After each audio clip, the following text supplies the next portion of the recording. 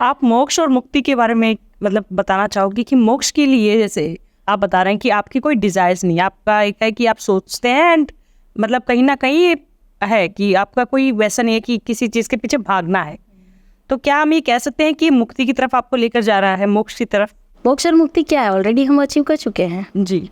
अभी तो हमारा मेरा और ये ऐसा नहीं है कि कोई मिथ्या भाषण है, क्योंकि मैंने पहले ही कहा ना कि अगर मेरे मुंह से कुछ ऐसा निकलता है जो उसकी मर्जी के विरुद्ध हो या अतिशयोक्ति हो या महत्वाकांक्षा हो तो उसका इंस्टेंट रिजल्ट मिलेगा हमें। हम बच नहीं सकते उससे। तो एक इल्यूशन, मैं बचपन से मेरी परिवार जैन फैमिली से हूँ, है ना, तो तब से सुनती आई कि इस काल में तो किसी को मोक्ष नहीं मिलने वाला है और असंभव है इस काल में मोक्ष मिलना, बिकॉज ये कलयुग है जी। तो तब से मुझे ऐसा लगता था कि ऐसा क्यों क्यों नहीं मिल सकता भाई, मोक्ष क्यों नहीं मिल सकता, मोक्ष है क्या, कहाँ जाना है।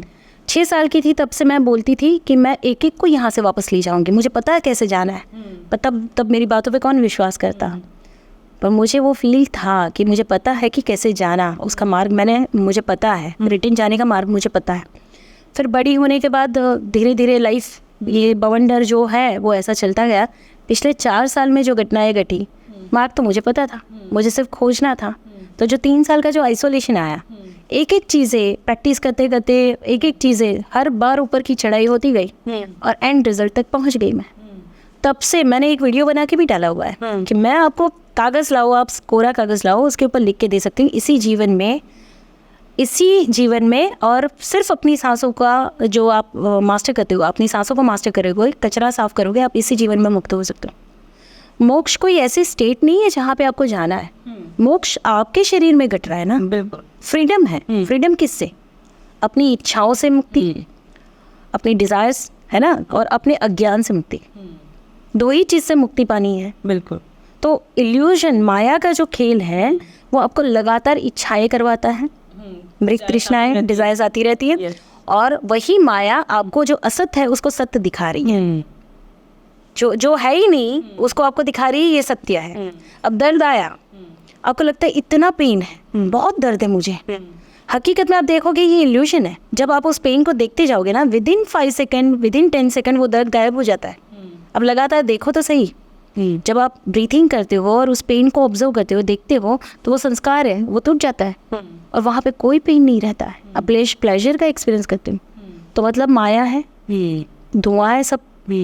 तो धीरे धीरे हर असत्य को पर्दाफाश होता गया, दिखता गया कि ये सब असत्य है, जो भी दिख रहा है असत्य है।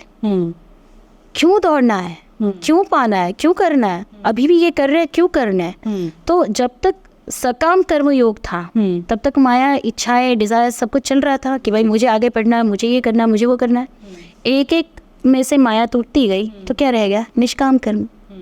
अब आए हैं, उसने दिया है कोई काम, वो करना है, करके चले जाना है, ठीक है। धीरे धीरे ब्रीथिंग के माध्यम से ही जितनी बार चढ़ाई की, ऊपर पहुंची। एक व्यक्ति यहाँ पे बंदा क्यों है? अपने अज्ञान से। उसको अपने स्वरूप का भान नहीं है, उसको अपने इंद्रियों का खेल पता नहीं है, ठीक है, उसको ऊपर के रहस्य पता नहीं है, वो कौन है, कितनी शक्तियाँ हैं। जब इन चीज़ों का अज्ञान पड़ा हुआ है तो वो बंधा हुआ है। जब आपको पता चल जाए कि ये अज्ञान दूर हो सकता है तो आप पुरुषार्थ करेंगे, मेहनत करेंगे, और जब आप पुरुषार्थ करेंगे तो आप भी मुक्ति पाएंगे।